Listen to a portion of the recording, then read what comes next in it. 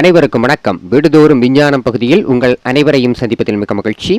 வீடுதோறும் விஞ்ஞானம் அப்படிங்கிற இந்த பகுதியுடைய நோக்கம் என்னவென்றால், வீடுகளில் இருக்கக்கூடிய அறிவியல் கருத்துக்களை மக்களிடையே கொண்டு போய் சேர்ப்பதுதான் இந்த வீடுதோறும் விஞ்ஞானம் பகுதியினுடைய அடிப்படையான நோக்கம்.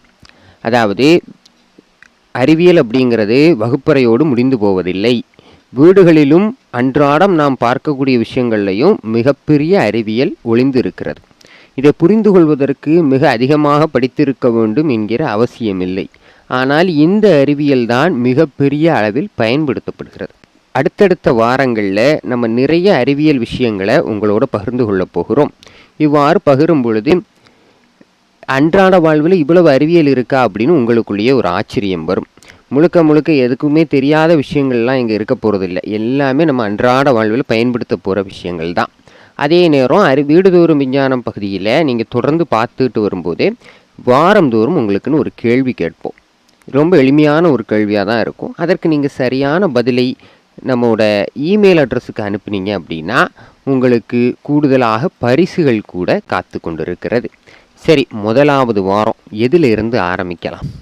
மனித இனம் அப்படிங்கிறது அடுத்த நிலைக்கு போனதுக்கு முக்கியமான காரணம் தீ அல்லது நெருப்பு. நெருப்புனால தான் சமையல் பண்ண முடியும். நெருப்பு கண்டுபிடிச்சதுனால தான் மனிதன் குளிரிலிருந்து தன்னை பாதுகாத்துக்கிட்டான். இப்படி பல பயன்கள் இருக்கிறது நெருப்புக்கு. டெய்லி நம்ம யூஸ் பண்ணுறோம். விறகடுப்புகள், கேஸ் அடுப்பு, மண்ணெண்ணெய் அடுப்பு, தற்பொழுது பல வடிவங்களில் எவ்வளவோ விஷயங்களுக்காக நெருப்பு பயன்படுத்தப்படுகிறது. இப்போங்கிறது நம்ம டெய்லி யூஸ் பண்ணக்கூடிய பயன்படுத்தக்கூடிய ஒரு விஷயம். அதற்குள்ளே அப்படி என்ன அறிவியல் ஒளிந்து இருக்கிறது? முதல்ல, நெருப்பு அப்படிங்கிறது பொருளா அல்லது ஒரு பொருளின் நிலையா அப்படிங்கிறத நம்ம புரிஞ்சுக்கிடணும். பொருள் அப்படின்னா, உதாரணமாக இரும்பு இருக்குதுன்னா இரும்பு ஒரு பொருள், அது ஒரு வகையான பொருள். காகிதம் இருக்குதுன்னா அது ஒரு வகையான பொருள். நெருப்பு அது போல் ஒரு பொருளா? இல்லை. நெருப்பு, இந்த நெருப்பு தெரியுது பார்த்தீங்களா? தீ எரிகிறது. அதை நம்மளால் தூக்கிட்டு எங்கேயும் கொண்டு போகிறது முடியாது. அப்போ நெருப்புங்கிறது பொருள் கிடையாது. அதே போல் நெருப்புங்கிறது ஒரு குறிப்பிட்ட பொருளிலிருந்து வரக்கூடியது கிடையாது. பேப்பரை எரித்தாலும் நெருப்பு வரும், மண்ணெண்ணெயை ஊற்றினாலும் பற்ற வைத்தாலும் நெருப்பு வரும். அப்போது நெருப்புங்கிறது ஒரு பொருள் கிடையாது, பொருளினுடைய ஒரு நிலை அப்படிங்கிறத நம்ம இந்த இடத்துல புரிந்து கொள்ள வேண்டியது இருக்கிறது.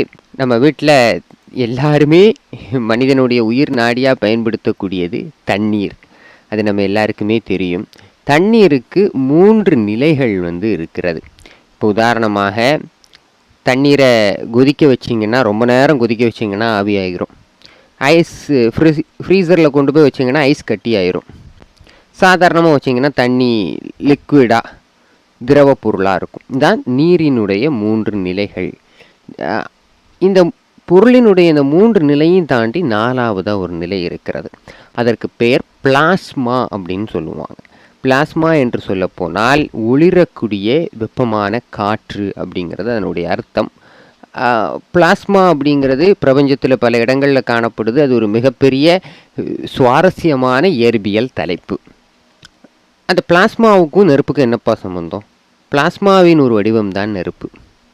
ஆம், எப்படி நீர், மண்ணெண்ணெயெல்லாம் திரவ பொருள்னு சொல்கிறோம், திரவமான ஒரு நிலைன்னு சொல்கிறோம்ல, அதுபோல் பிளாஸ்மாவினுடைய ஒரு வடிவம் தான் நெருப்பு.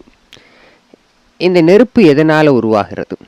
நெருப்பு உருவாவதற்கு முதல்ல உங்களுக்கு 3 பொருட்கள் தேவை. நெருப்பு உருவாகிறதுக்கு என்னென்ன பொருட்கள் உங்களுக்கு தேவை அப்படின்னா, எரிபொருள் நிச்சயமாக உங்களுக்கு இருக்க வேண்டும். எரிபொருள் அப்படிங்கிறது விறகு, மண்ணெண்ணெய், பேப்பர், எதுவாக வேணாலும் இருக்கலாம். நெருப்பு எரியறதுக்கு தேவையான வசதி கொண்ட ஒரு எரிபொருள் தேவை.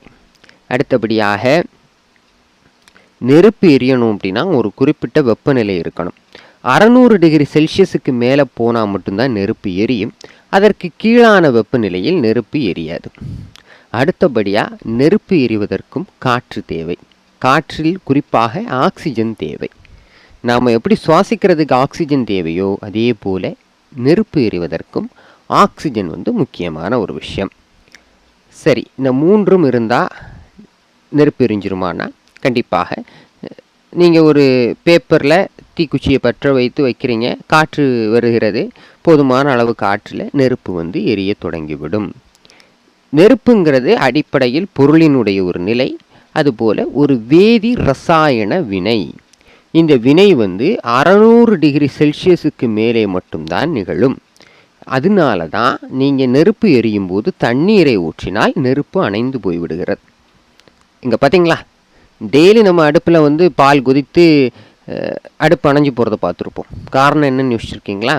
காரணம் என்னவென்றால், நெருப்பு எரியறது இப்போ ஒரு 1000 டிகிரி செல்சியஸில் எரியுதுன்னு வச்சுக்கோங்க. பால் என்னதான் கொதித்தாலும் 100 டிகிரி செல்சியஸை தாண்டாது.